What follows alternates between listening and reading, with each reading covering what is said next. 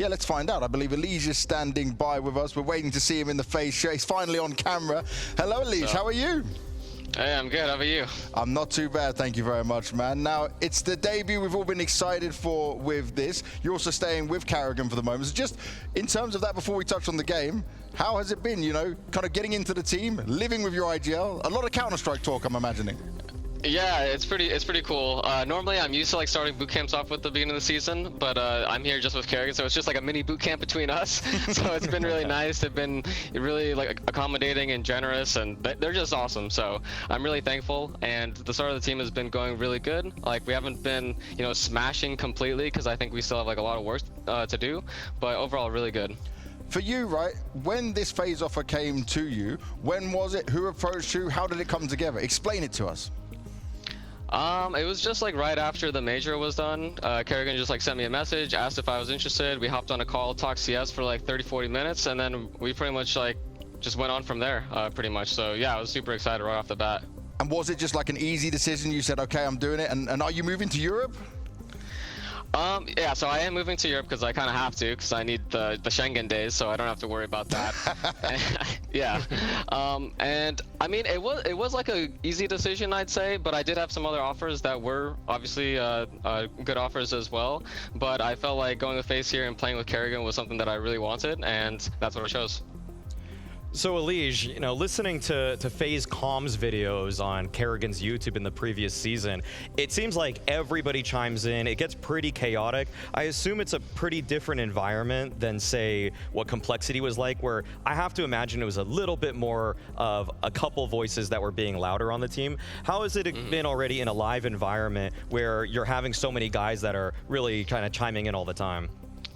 I'd say the comms kind of remind me of Liquid in like 2019 and 2018. I think that there's a lot more stuff that's like on the fly where we're trying to say everything like really quickly, whereas on Cole, yeah, it was just, you know, a couple guys, more like me, JT, and Halsrick that were saying a lot of stuff.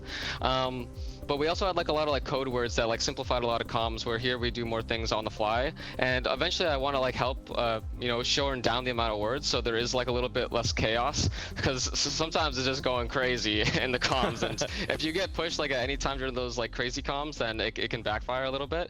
But overall, I think that we have a lot of stuff to look forward to. Yeah, on the comms thing, I mean, when you're talking about switching teams, I was wondering about the philosophies you've been used to on Liquid and Complexity, moving in, playing with Karrigan. Is there kind of a clash of philosophies? Are you bringing something to the team? You know, how is that working out?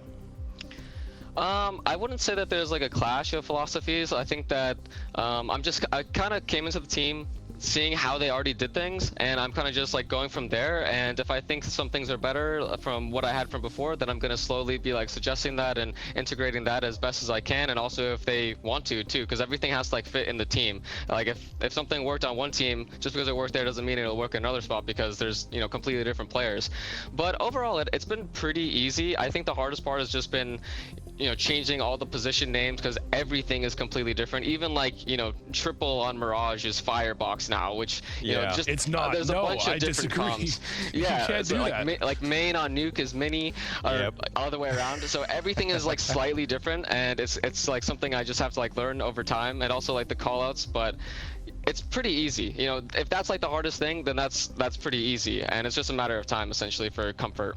And in terms of positions and stuff changing, right? Obviously, how is this working so far? Because we looked at a few swaps where Rain was doing it. How is the compromise working?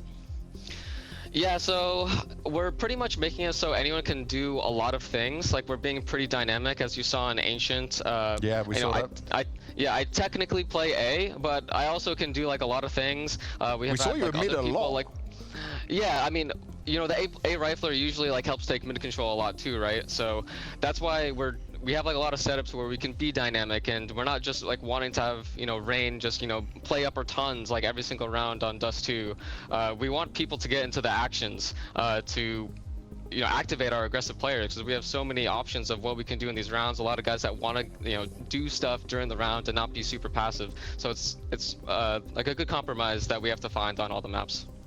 Okay, so obviously Inferno didn't go your guys' way, and if there's anything quickly that you think you guys need to improve on, like, what would you say in hindsight? Well, I would say that we kind of lost control of the T half when they were pushing us a lot. So I think just a little bit more of the protocols with that of making sure that we can shut down those rounds a little bit easier. But I don't know, I feel like we got a little bit unlucky in some of the rounds. You know, we played for one thing that went for the other. I'm not sure. I really would have to watch the game back because I feel like I have a limited view of what happened.